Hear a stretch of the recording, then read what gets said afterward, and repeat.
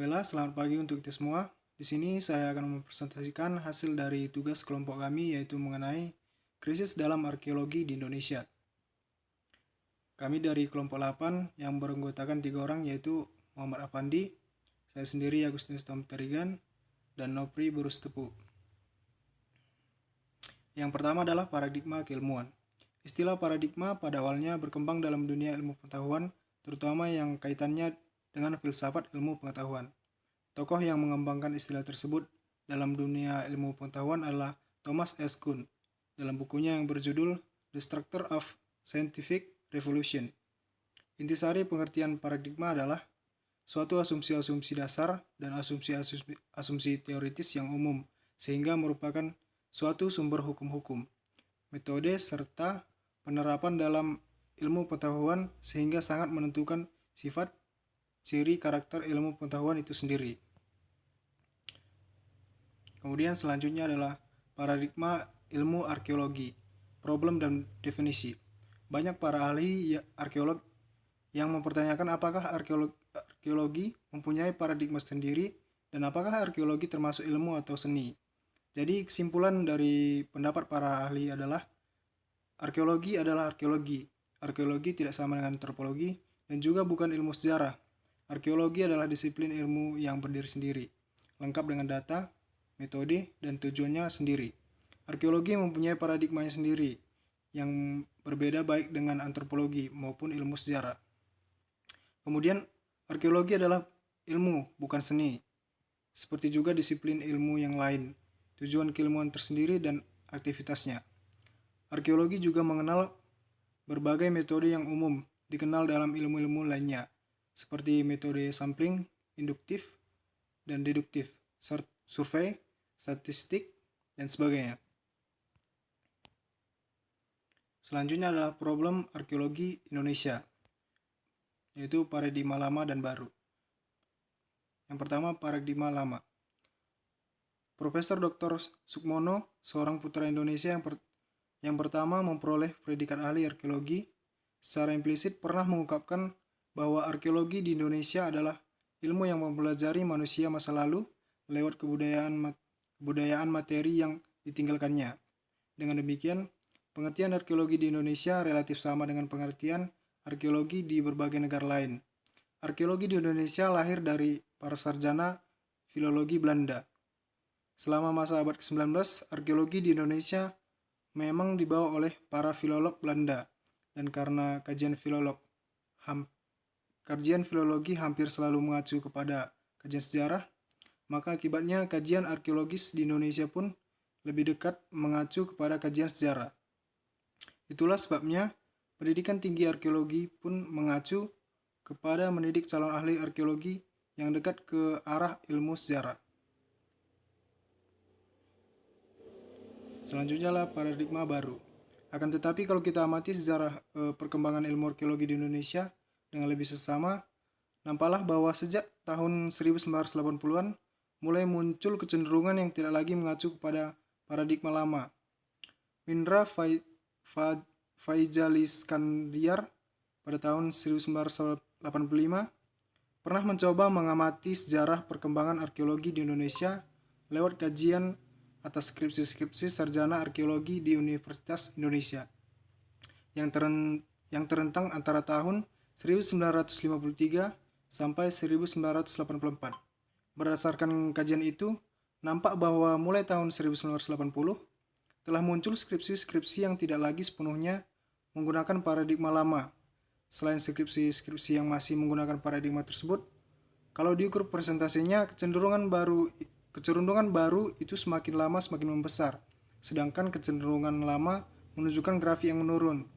Paradigma ilmu arkeologi yang secara konseptual lebih mengacu pada ilmu antropologi budaya adalah yang kami sebut di sini sebagai kecenderungan baru.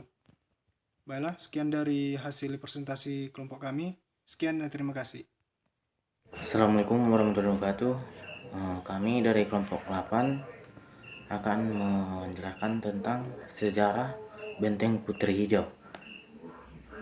Saya sendiri yang akan menyampaikan ini, Muhammad Afandi Rahab, dan kawan kami Agustinus Tom Terigan dan Nopri Stepu. saya akan membacakan tentang latar belakang. Letak Benteng Putri Hijau di Desa Deli Tua, Kecamatan Namorampe, Kabupaten Deli Serdang, Sumatera Utara. Batas-batas Benteng Putri Hijau di sebelah utara berbatasan dengan pemukiman penduduk yang menempati dalam maupun luar daerah. Di sebelah barat berbatasan dengan tebing jurang. Sebelah timur menghadap langsung ke jurang, di mana terdapat hulu aliran sungai Deli yang disebut sebagai Sungai Petani. Adapun beberapa bangunan benteng tanah di beberapa tempat berukuran tinggi mencapai 267 meter. Metodologi penelitian.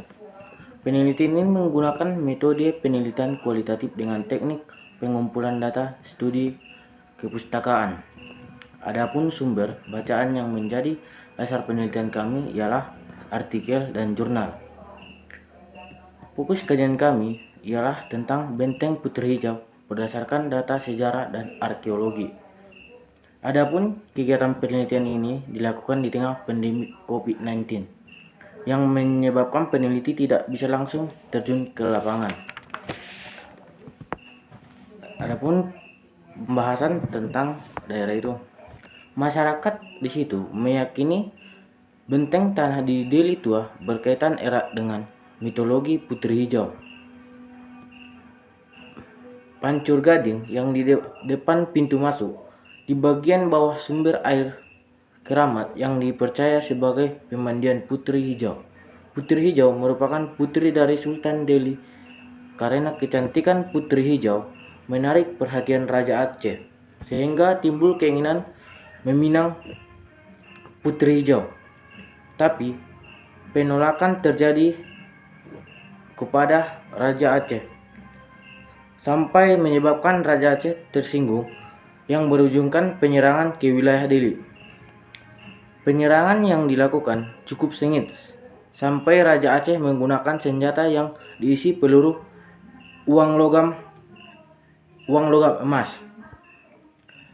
dan terjadilah peleburan pasukan Deli dan saudara Putri Hijau yang seorang naga membawanya lari, dan saudaranya yang bernama Puntung tetap dalam pertempuran terus memuntahkan meriamnya.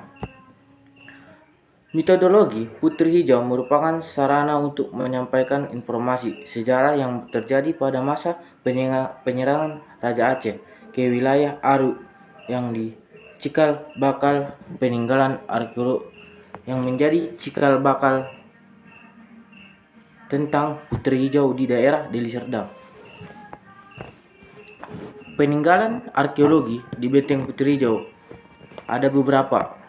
Salah satunya ialah test pit yang dilakukan penghasilan beberapa tinggalan artefaktual. Di antaranya ialah peralatan batu yang menggunakan bahan batuan beku. Indikasi pembentukan yang dilakukan oleh manusia antara lain terdapat jejak pemangkasan. Jenis temuan kedua ialah peluru senjata api berbahan timah berbentuk bulat dengan diameter 1,5 cm dengan berat 23 gram. Peluru tersebut merupakan peluru laras panjang yang umumnya digunakan pada abad 15 sampai 19 Masehi. Penemuan ketiga ialah keramik. Melalui penggalian yang dilakukan di situs tersebut didapatkan sebanyak 19 fragmen keramik. Sisanya sebanyak 30 buah dapat melalui survei permukaan. Yang keempat ialah koin Aceh yang diperkirakan berasal dari abad 17.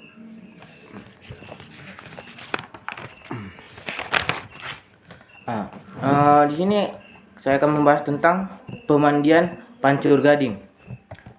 Pemandian Pancur Gading ini diyakini tempat Putri Hijau membersihkan diri, dan banyak masyarakat lokal maupun luar ada yang hanya ingin melihat merasakan kesejukan, menginginkan kesembuhan dan jodoh. Pendapat masyarakat lokal, Pancur Gading ini sangatlah keramat. Pemandian Putri Hijau tersebut menjadi salah satu bukti bagi masyarakat Deli Tua bahwa Putri Hijau itu adalah adanya memiliki versi cerita, walaupun memiliki versi cerita yang berbeda-beda. Sekian dari pemaparan hasil lapangan kami. Assalamualaikum warahmatullahi wabarakatuh. Saya akan menyambungkan kesimpulan dari penelitian kami di Deli Serdang tentang benteng Putri Hijau di Deli Serdang ialah secara umum fungsi benteng tanah adalah membentengi dari gangguan fisik maupun non fisik. Yang kedua beberapa data arkeologi membuktikan bahwasanya terdapat indikasi bahwa bangunan benteng Putri Hijau memang sudah sebuah lokasi hunian. Tidak tahu pasti kalau hunian itu kuta atau urung. Dan sejarah menyebutkan bahwa di lokasi tersebut pada masa lalu merupakan pusat dari kota kerajaan Aru. Sekian dan terima kasih.